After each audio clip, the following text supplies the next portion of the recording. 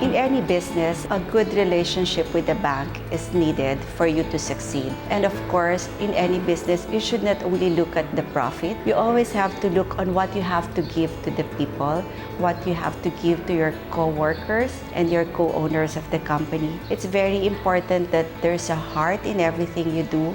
We always know that God will provide. But of course, it's through hard work, through your dedication, love for one another that will lead you to success in your business.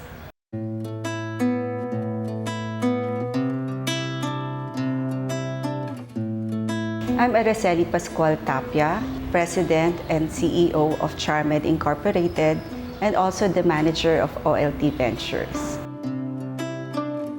In 2004, Charmed was founded by a group of former employees in a pharmaceutical company. Actually, the first few months, they just asked me to oversee the company because they were my former employees in a previous pharmaceutical firm. When they asked me to join them, I felt like it's home again with the people I love, with the people with me through thick and thin. And then my husband also started the business as the marketing arm of Charmed, the OLT Ventures under Oscar Tapia. I plan to just manage the marketing arm, but then as the days go by, when they asked us to join the company, we then became a part of Charmed, and now I became the president and the CEO of Charmed Incorporated.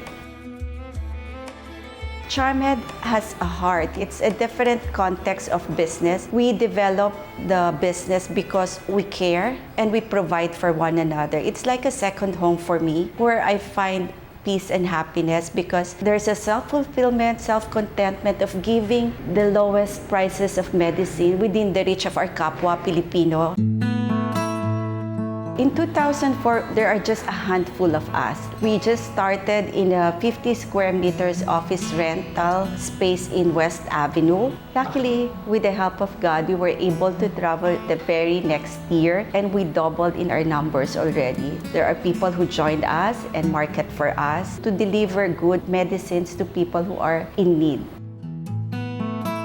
We first introduced the just over-the-counter, the fast-moving medicines. As we grow and found the need to go to specialized products like antibiotics, the cardiovascular medicine, we found it more fulfilling to us to reach out to our kapwa Filipino, to reach out and let them feel that medicines will not rip your pocket if you'll go to the drugstore because there are really medicines that really affordable for them, which has a best quality as well as approved by FDA.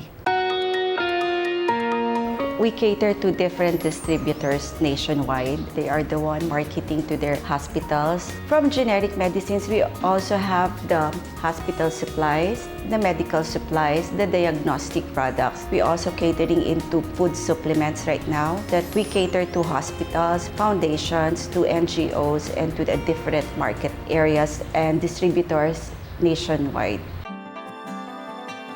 I was a former banker of Bank of Commerce, used to be named Commercial Bank of Manila. I was then in charge of foreign currency deposit and the loans department. You know, in any business, the financial concern is a big factor. In any business, you'll start your day with your passbook. You'll check how much balance you have, how much do you have, so you'll be able to fund what you have issued. So it's a day-to-day transaction with them. So you really have to have a good relationship with the banking sector.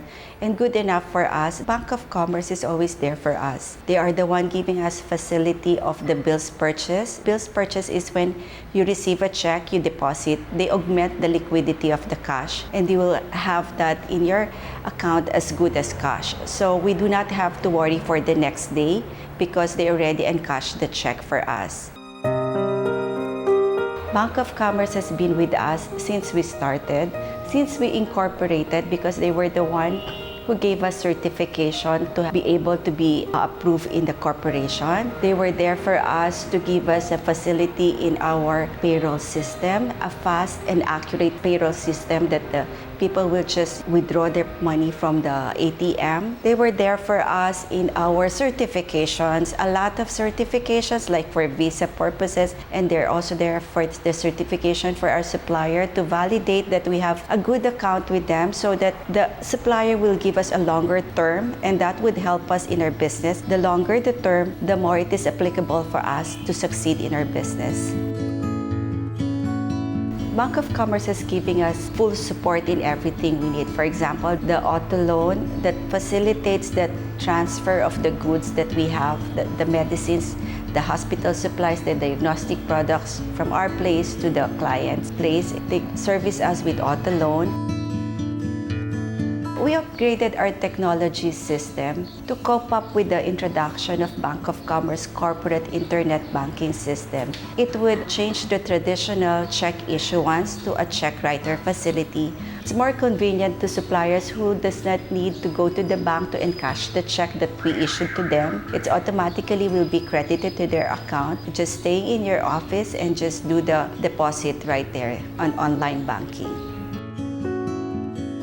The values I've learned from working in a bank and now having my own business is that you really have to have a discipline. You really have to take care of your everyday transactions. Like you have to take care of your time, you have to take care of your people. In any organization, I think it's the service that you offer that is really valuable for you to succeed. In any business, there are obstacles. There are many problems that you encounter. Competition is very high. So there are struggles, for example, in marketing the product. We never feel of quitting this time. 14 years of togetherness is something that we really hold on in terms of any problem that come our way. We are so happy that from renting a 50 square meter in West Avenue, we have our own building now. There's a sense of fulfillment and contentment when you find that your products are being used by people who are really in need, that for them to be cured of their illnesses because of the medicines we provide them, bringing affordable medicines to our kapwa Filipino.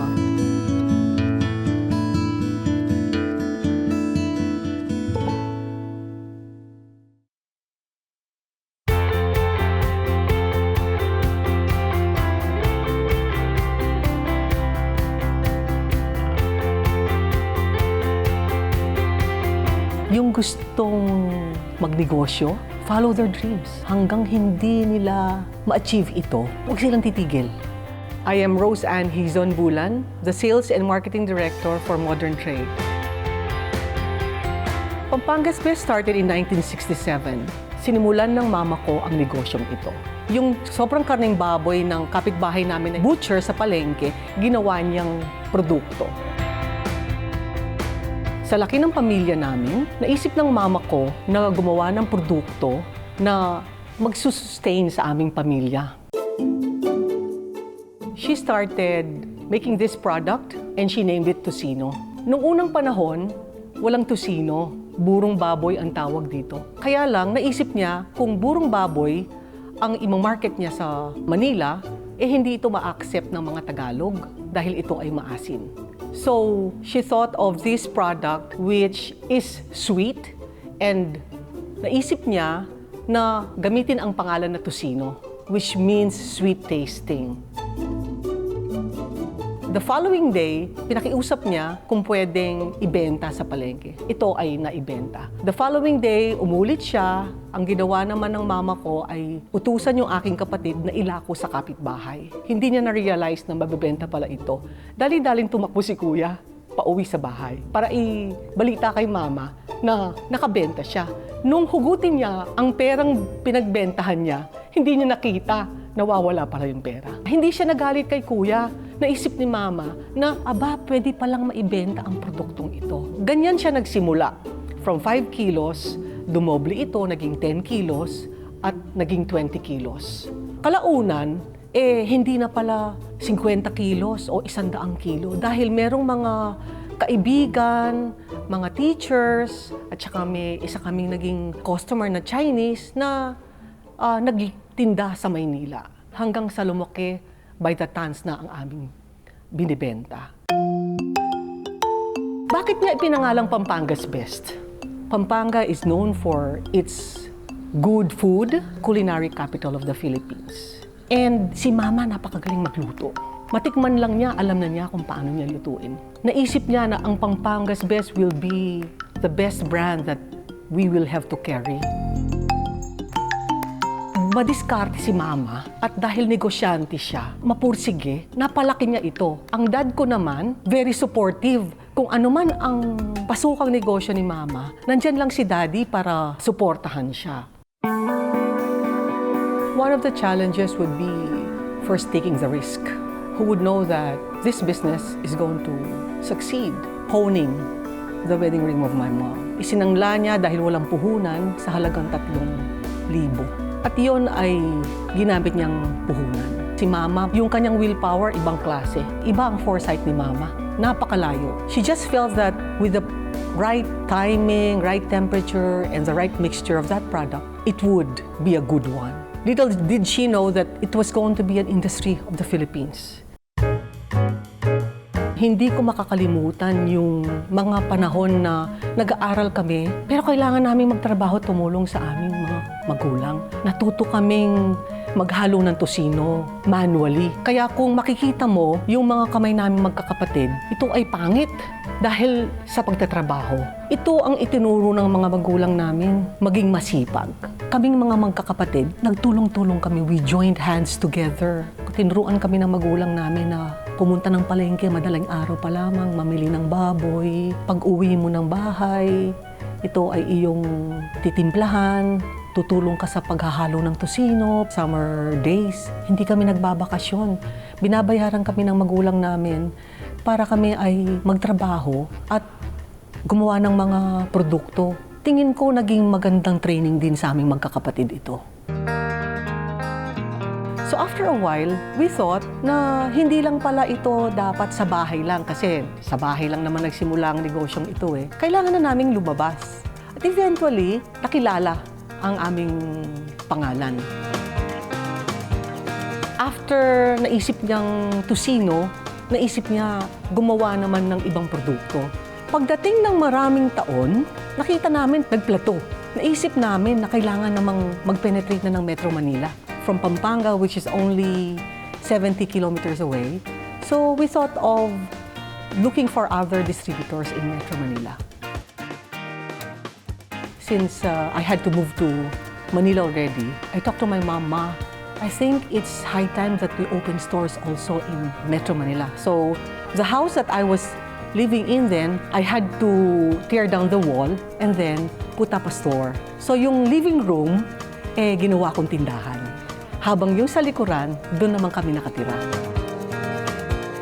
Nagdesisyon akong magpunta sa bawat city sa Metro Manila. Every Saturday, angkas ako ng motorsiklo para maghanap ng pwesto. Hanggang sa nakapagbukas kami ng iba, maraming mga stores within Metro Manila. Isang araw, merong mga bigla na lang na pupunta sa store namin, gusto mag-distribute. And then, nagsimula sa isang distributor, dalawang distributors, hanggang ito ay dumami ng dumami. And then finally, we decided we had to penetrate supermarkets already, which is the modern trade, which I am handling. Since it's a good product and it was accepted by the Filipinos, ito ay lumago ng lumago.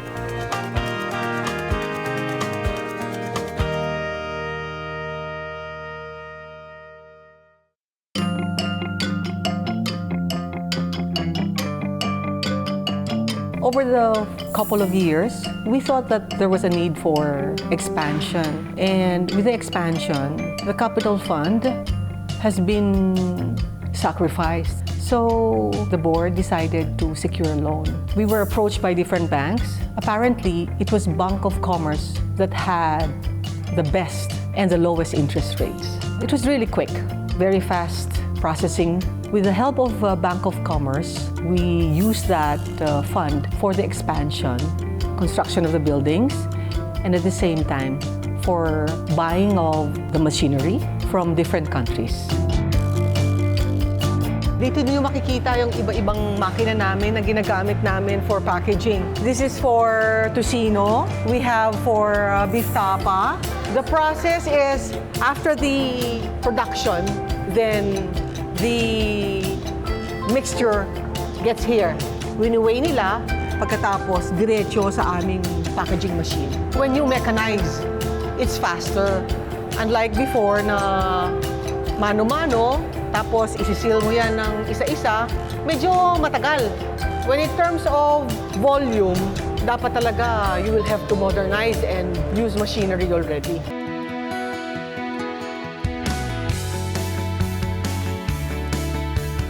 Nandito tayo ngayon sa aming storage. This is holding room number 7. Ang temperature nito is -10. Makikita nyo ang iba-ibang products namin. Mga hotdog.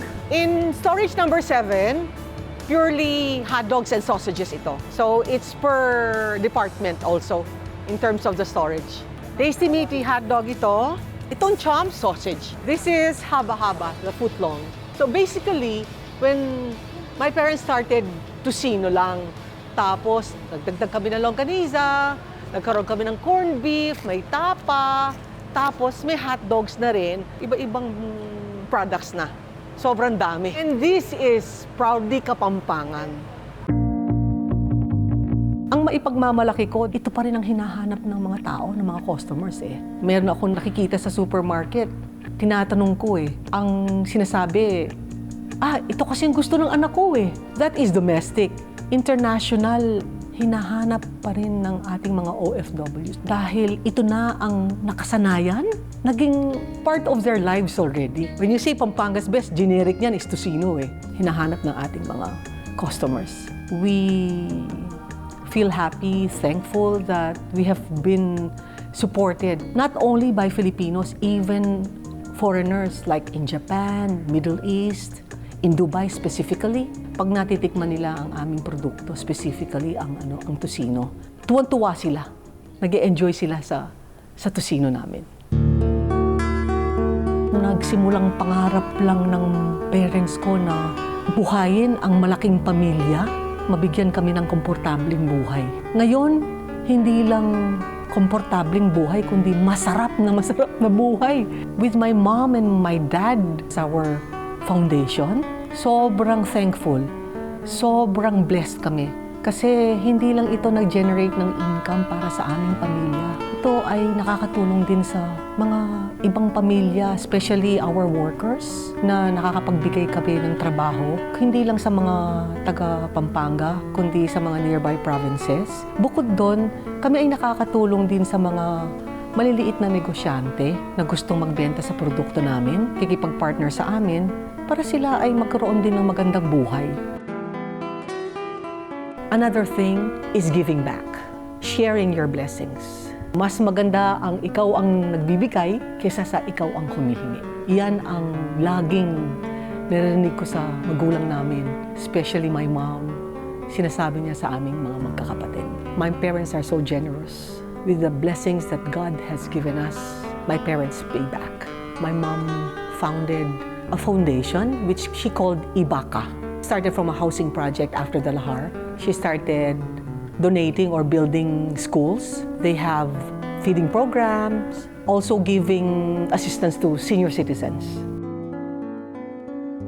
My mom never lost faith, and she believes that this is God's provision. Provision that she thought will just feed one family.